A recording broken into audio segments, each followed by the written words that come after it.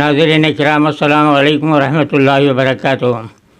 جیسا کہ آپ حضرات جانتے ہیں کہ اب یہ سال ہمارے کو رمضان المبارک اللہ تعالیٰ عطا فرما رہا ہے، اس کی آمد ہے اور ہم اس کا استقبال کرنے کے لیے تیار ہیں۔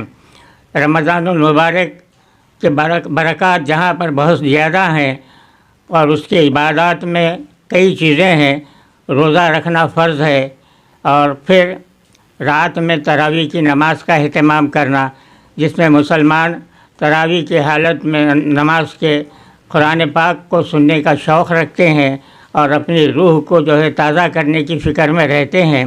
اللہ تعالیٰ کا فضل ہے کہ یہ موقع پر ہم کو اللہ نے رمضان عطا فرمایا ہے، مگر حالات کچھ دنیا کے ایسے ہیں کہ اس معاملے میں کھلے طور پر اللہ کی عبادت کرنا مساجد میں مشکل ہے، چونکہ ساری دنیا میں کرونا وائرس چل رہا ہے۔ ہمارے ہندوستان میں بھی یہ وبا پھیلی ہوئی ہے اور یہاں پر لاک ڈاؤن چل رہا ہے۔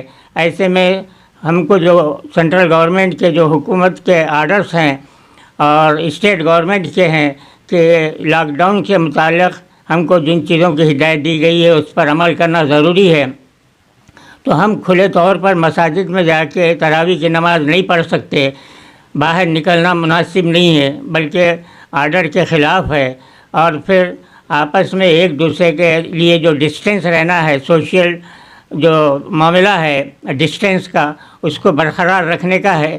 تو ان حالات میں علماء نے یہ طے کیا ہے کہ جب تک کہ یہ لاک ڈاؤن چلتا رہے، اگر رمضان شریف مکمل ختم بھی ہو جاتا ہے تو اس کو آپ آگے جاری رکھیے، اور اگر درمیان میں رمضان کے یہ لاک ڈاؤن ختم ہوتا ہے تو پھر اس کے بعد غور کریں گے کہ تراویح کی نماز کیسا پڑھنا ہے یا کیا ہے۔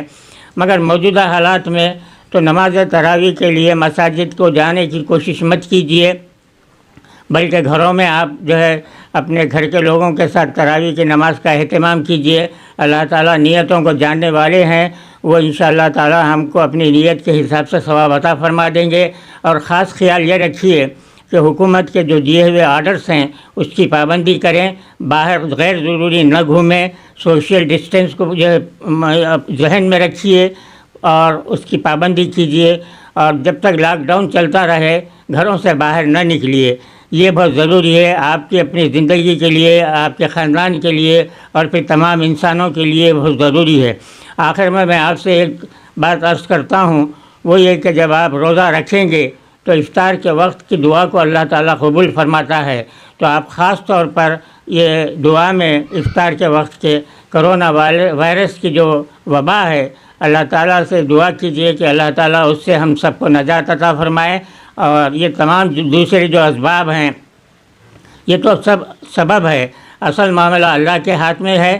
تو ہم کو یہ چاہیے کہ ہم اللہ کی رسی کو مضبوطی سے تھامیں اور اللہ سے دعا کریں۔ انشاءاللہ تعالیٰ اللہ کو راضی کرنے کے کام کیجئے۔ اللہ کے فضل و کرم سے ہمارے لیے یہ عنقریب یہ موقع آ سکتا ہے کہ اللہ تعالیٰ اس بیماری کو ہمارے پورے ہندوستان سے اور پوری دنیا سے ختم کر سکتے ہیں۔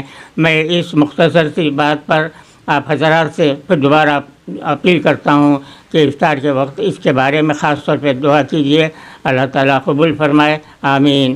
وصلی اللہ تعالیٰ علی خیر خلقہ سیدنا محمد و آلہ و صحبہ اجمعین والحمد للہ رب العالمین۔